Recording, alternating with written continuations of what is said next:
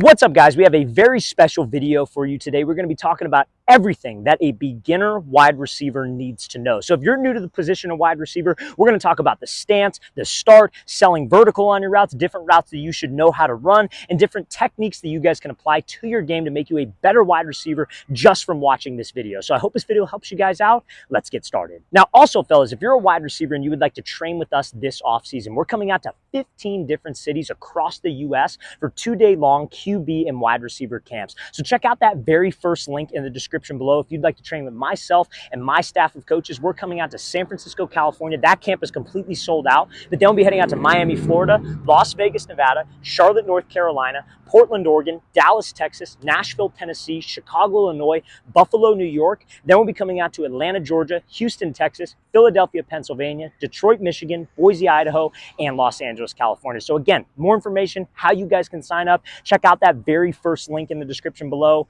Let's get started. All right, so the first thing that I would like to discuss for a beginner wide receiver is going to be their stance. So that's the first part of every wide receiver. What you need to know is how to have a perfect stance. So one of the common mistakes that wide receivers will make is they'll stand super tall in their stance. If we stand super tall, when the quarterback snaps the ball, you're going to dip down and explode, and that is wasted time and wasted movement off the ball. Second mistake guys will make is they'll get in their stance and they'll be too low. So when we're too low, if we're going up against a press coverage DB, all it takes is to just push your shoulders down and you'll be knocked off balance. Also, not to mention, if you get too low, that takes away explosion. Another mistake guys will make, they'll be lined up, they'll be super wide with their feet, so what they have to do is they have to take a false step and then go. We want to be in a perfect wide receiver stance. So how do we get in a perfect wide receiver stance? You want to try to be 90-90 with your base. So what do I mean by that? You want your front leg to be at a 90-degree angle, and you want your back leg to be at a 90-degree angle. So as soon as that ball is snapped, we can explode off the ball and get up into this route as fast as possible.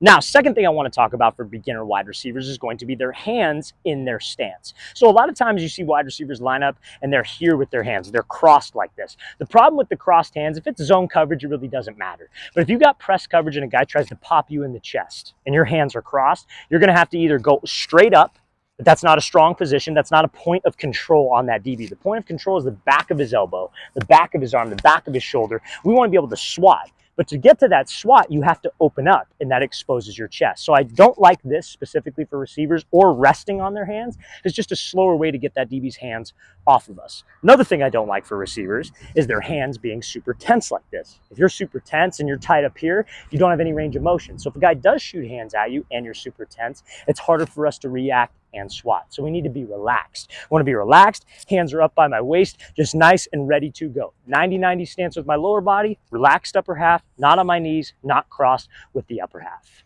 Next thing I want to talk about for beginner wide receivers is going to be catching. How should you be catching the ball consistently? So I have a rule of thumb. You want to think of your hands like they are on a big clock. I'm sure all of you guys have heard the phrase before, keep the diamond, right? Diamond essentially means you want to keep your thumb and your index finger connected, and you want to catch the ball in the webbing of your hands. We'll talk more about that as this video goes on. But my rule of thumb is if the ball is above your belly button, you want to keep your thumb and your index connected. Like if you're on a big clock, anything above 3 and 9 o'clock, hands like this.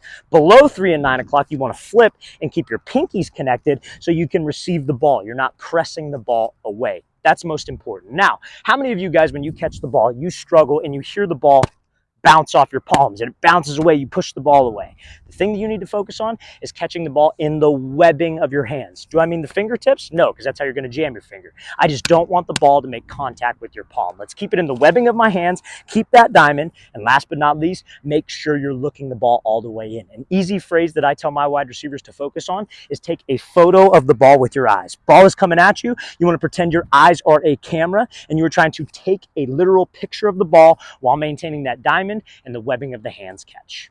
Now, for beginner wide receivers, when it comes to route running is one of the most foundational things that you guys can learn. If you can run good routes and you can get separation from DBs, they're going to find a spot for you on the field. And one thing, any wide receiver, I don't care what age they are, from 6 years old all the way to 16 years old, you can sell vertical. So what does selling vertical mean? And that applies for every single route there is on the route tree. Let's talk about a hitch, and let's talk about like a deep comeback, like 15 back to 12. You can try to make that DB think you're running one route on all of those. Fade, you're running deep, you're running a streak, you're running past him. And there's 3 things that wide receivers need to worry about when trying to sell vertical. Number 1, when you come off the ball, you got to run hard. So many wide receivers hear this advice out there like, oh, well, don't run your routes full speed. You want to be under control.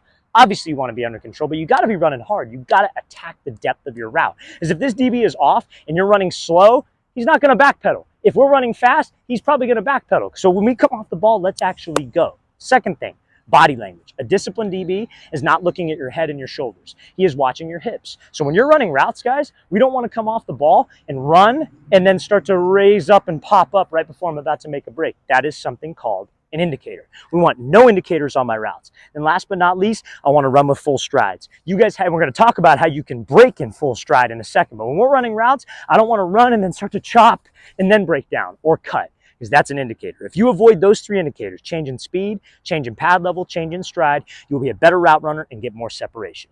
Now, when selling vertical on your routes, you have to be able to cut on a dime. And there are two specific types of cuts that you need to worry about as a beginner wide receiver. Number one is going to be an indicator cut. So that's a cut that you would use on a post, on a corner, on a slant. That's essentially a cut where you cut off of 1 foot. So let's say it's a 3-step slant, for example. Your indicator, I guess you could say, not the indicator of raising up or slowing down, but the indicator cut. It's a hard cut, not a speed cut. It's a hard cut. I call it an indicator cut. Would be on the 3rd step. So I'm running a 3-step slant. Quarterback's over here. I'm in my 90-90 stance. I'm ready to go.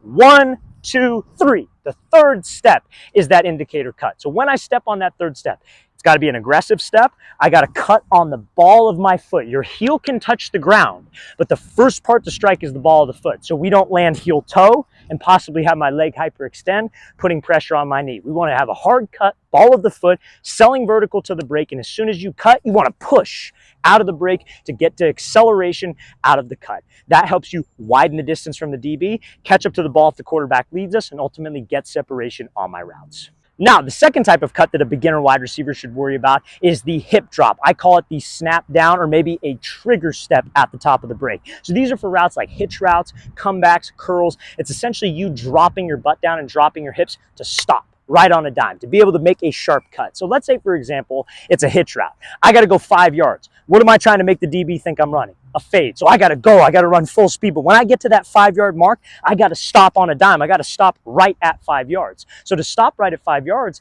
I got to have a violent drop of my hips. So essentially what that means is you want to pretend there is a string attached to your chin and somebody is taking that string and pulling it straight down to your knee. And while they're doing that, you're playing musical chairs with your butt. You're trying to sit down into a chair. So I get up to 5 yards, you got that string pull, and I'm trying to bring my chest to my quad, chin to my knee as violently as possible. If you can get to that 90-degree parallel position with that hip drop, you'll be able to decelerate faster, create energy at the top of the break to get you out of routes faster. So anytime you're running that curl, comeback, hitch, stop route, maybe a dig route, whatever it is, try to get to that position.